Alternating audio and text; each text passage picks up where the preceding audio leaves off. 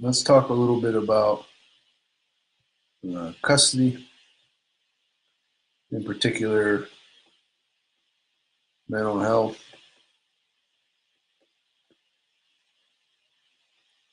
evaluations.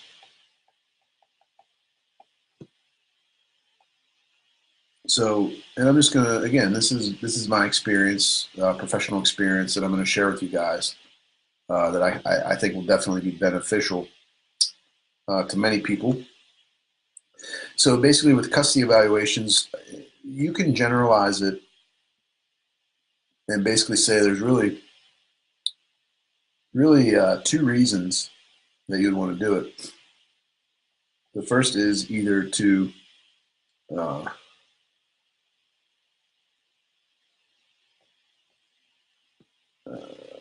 prove an allegation. Actually, I would say three reasons.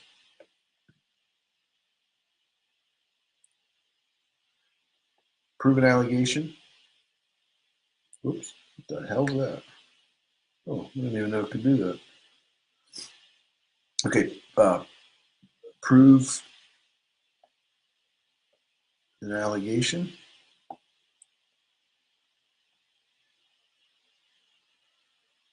Uh, Disprove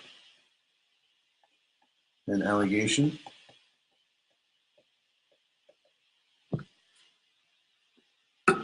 But basically, the ultimate point of it is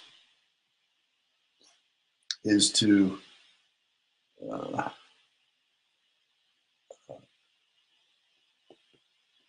help the judge, the attorneys, and the parties. Okay. The problem is it doesn't always do that, and sometimes they can make it a lot more complicated. Sometimes they're needed, but sometimes they do make it much more complicated. And here's the reason why. It's because in some cases, and again, this is just some, this isn't all of them. In some cases, you're going to have basically allegations that um, are exaggerated or not relevant or not true, and then you get into a situation where mental health evaluations take place, and then it complicates it because now you have evaluators that are involved in the case. You have a lot more money because someone has to pay for it, right? A lot more time. You got more opinions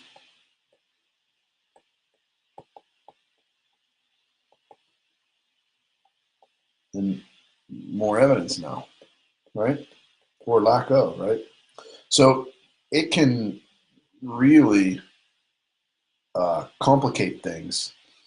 That being said, in some cases, it is absolutely needed. And again, it usually gets back to these two things.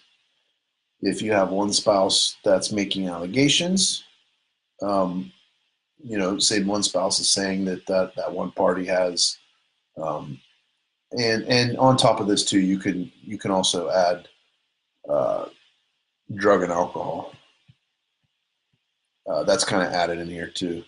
But for to prove allegations, you could have one spouse that says, hey, that parent is has some severe mental issues or has anger problems or whatever, something like drug addicted or alcoholic. Let's get some mental health or drug and alcohol evaluations to to see what the providers think, and then that way we'll have some non-biased evidence to to um to bring in. Okay, or like we said here, to disprove it. So maybe, you're going in and you're a parent who people are saying like a bunch of crap about you, and then you or your attorney says, well, you know what? Okay, like if you guys are going to keep saying that crap, and it's keeping my guy or my girl from getting extended time, then let's have an evaluation. Let's have an evaluation. And those are basically the two reasons. But then like issues that you're going to get into too is you're going to, uh, then like, okay, so if one person gets an evaluation, um, do you do one or both parents? You know, that becomes an issue because then ultimately you're going to have someone. Uh, well, if they're undergoing evaluation, then I'm going to undergo it. Then they're going. If I'm going to undergo an evaluation, then they're going to undergo an evaluation. You get into that sort of thing. The other thing you get into is the significant others. You know that this is and this, especially from like a mental health and drug and alcohol standpoint, like if they're like a live-in, like this can be a big deal. Um, that's why that's relevant. So if there's a significant other in there, then that opens the door for that too. Or maybe that might even be the first door that's open, is that they want a mental health evaluation of a significant other. And if they're a live-in or if they spend substantial time with the children, then that can be an issue. Okay, but ultimately, the goal is, the goal is that it does not make it more complicated. The ultimate goal is that it offers uh, unbiased, professional opinion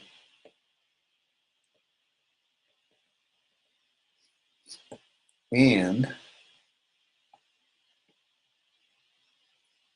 a course of treatment and prognosis. Does that make sense? So this is the ultimate goal. And it happens a lot. I'm not, when I say sometimes it makes it more complicated, I'm not knocking evaluations because sometimes they're needed and sometimes they do make it easier. Um, and the goal is, again, to get an unbiased professional opinion and a course of treatment and prognosis. And you want a course of treatment and prognosis because even if you're, even if you're, um, even if your children or not the children, even if you're the parent, and you have an evaluation, and you end up finding out that there's like you have some issues. It's not gonna like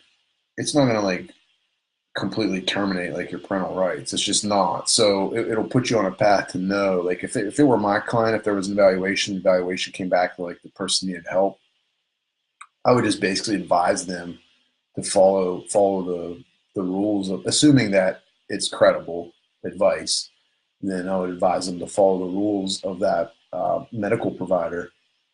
And then show the judge like, look, they're doing everything. It might take a little bit longer, but that's the route you would want to go.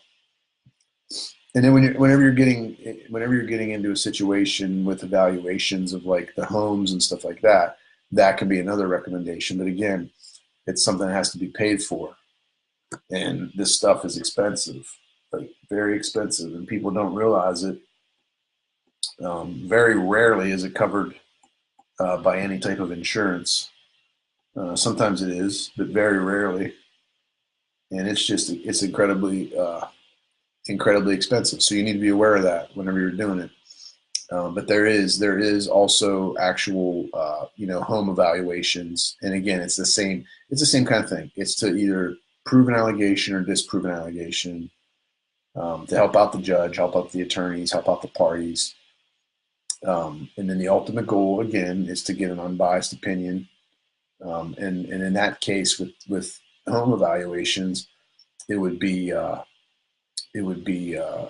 not a course of treatment or prognosis. Just basically, it would be like what would need to be done to like make the situation right. You know what I mean? So they're not going to just make the evaluation and then that's it. They're going to make the evaluation and then offer advice.